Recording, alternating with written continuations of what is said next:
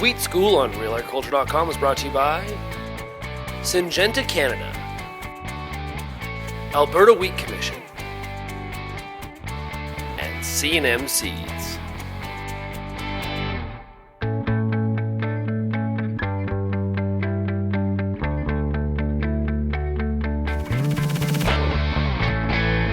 Joining us here on Real Agriculture, we have Pam Durockney, cereal specialist with Manitoba Agriculture. And Pam, seeding season is here. People are getting into the field, and so with wheat, the decision to use a seed treatment or not.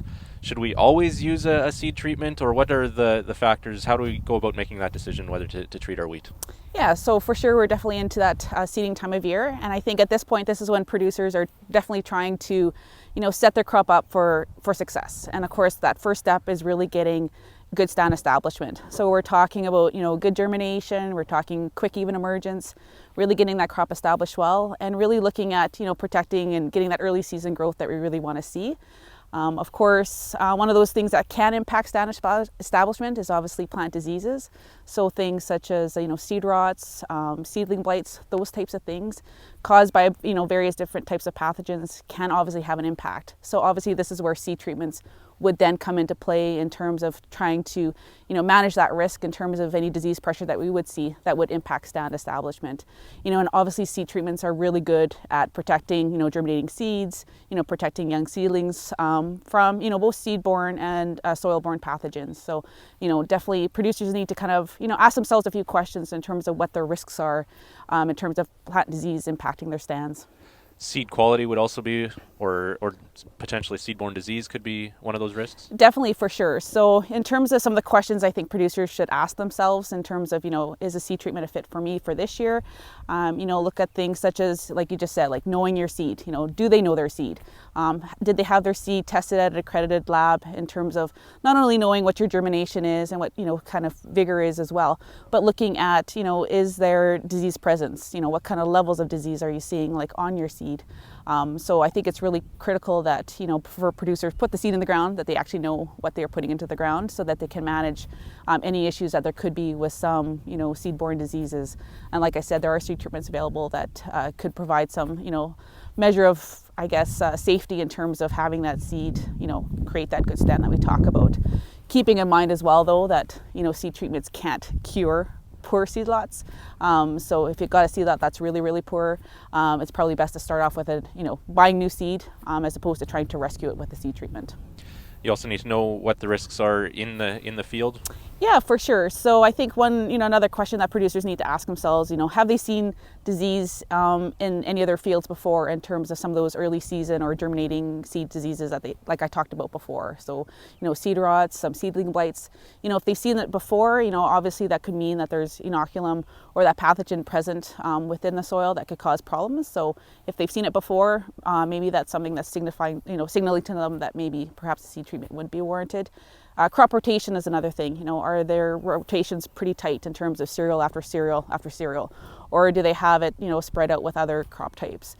Obviously, the shorter the rotations, the more increase of buildup of inoculum that you could see, which then would maybe increase your risk in terms of some of these diseases that could impact your stand. The presence of wireworms could also be on that list. Yeah, we talked a lot about the plant disease component, the fungicide component of seed treatments. There's obviously seed treatments that are available that have an insecticide component as well.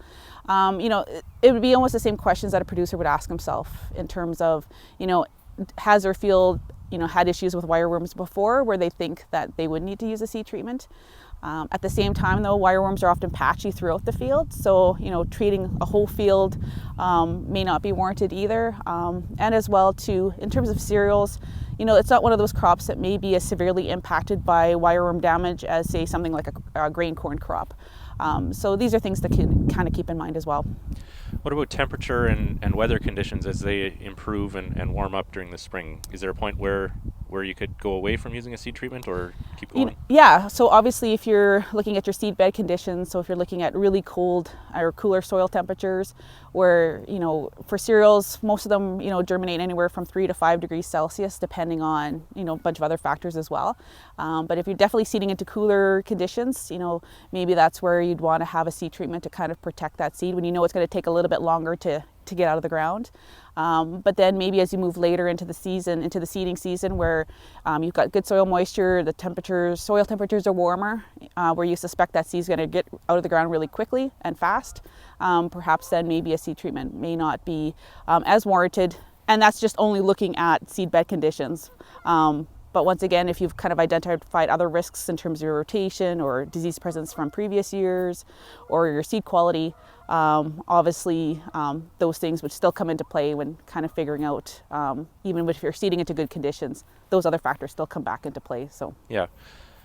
So we can't really make a blanket statement, but maybe more often than not, a seed treatment is a good idea. yeah, I mean, particularly at this time of year when I know producers have put some wheat into the ground already. I mean, we know it's cooler soil temperatures. We know that it may not get out of the ground as fast as we would want it to see it. So maybe a seed treatment will come into play when you're definitely seeding into cooler soils. But once again, it kind of comes down to, the seed quality that you have as well, and kind of, what your risks are. And, we've kind of gone through some of the questions that they need to ask themselves. And, obviously, seeding into cooler temperatures, soil temperatures is kind of one of those risk factors that may increase the potential for something to happen in terms of, seedling blights or seed diseases or something like that. All right. Thanks for your time, Pam. Great. Thank you very much.